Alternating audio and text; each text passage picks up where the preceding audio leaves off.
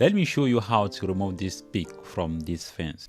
You can also use this technique to remove unwanted objects on your photo. To begin, you have to make sure you first create a new layer above this background layer.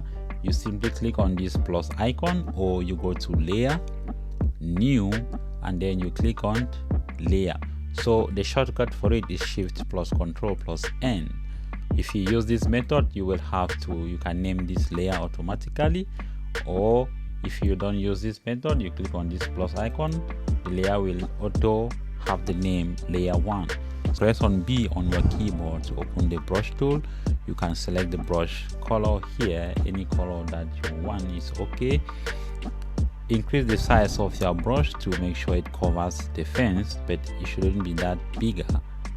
Simply click and drag to cover this fence like this.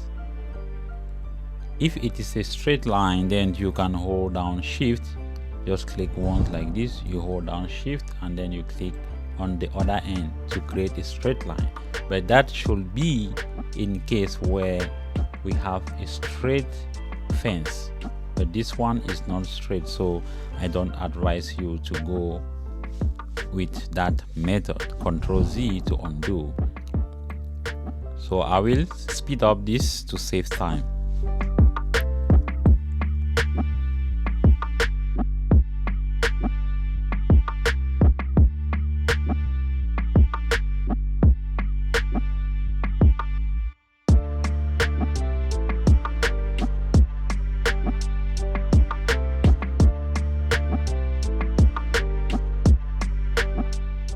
We are done with the painting.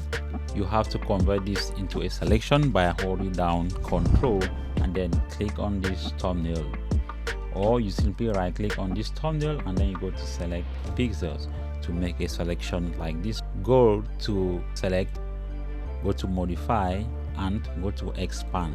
We are using expand here to make sure we increase the selected area a little to be sure that all of the fence fall inside the selection. So I will just increase it slightly by 2. This should depend on the size that you use to trace this line. If at all the brush size was really that larger than the fence, then you don't have to use this expand. You just go straight to the next step. So I will use maybe 1 and then go to OK to expand it a little.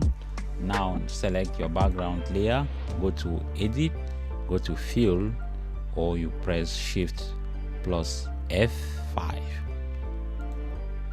and you will have this. Make sure content is set to content aware, make sure there is color adaptation, make sure the mode is normal, and make sure the opacity is 100%.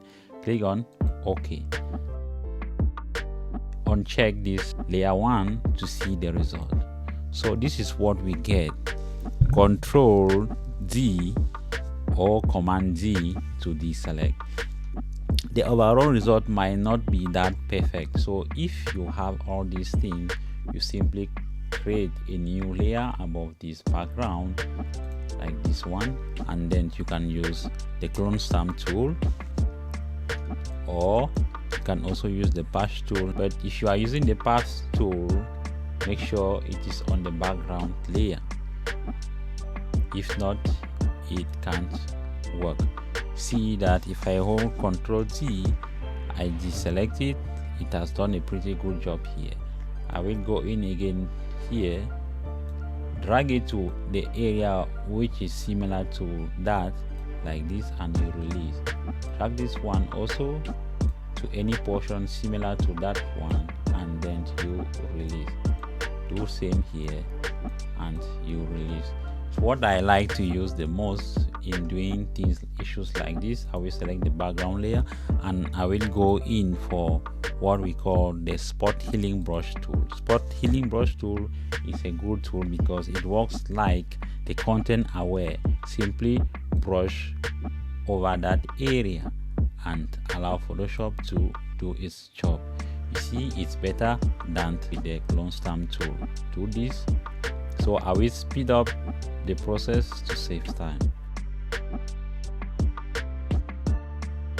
At the end, you will get a photo like this one, I think it is that cool. So the second example is this, which is very difficult. You also have to use the same method while paying more attention to what you are doing. At the end, you will get a result like this one.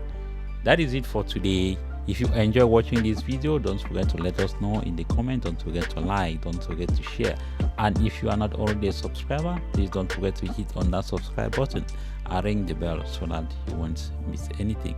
I will see you in the next tutorial.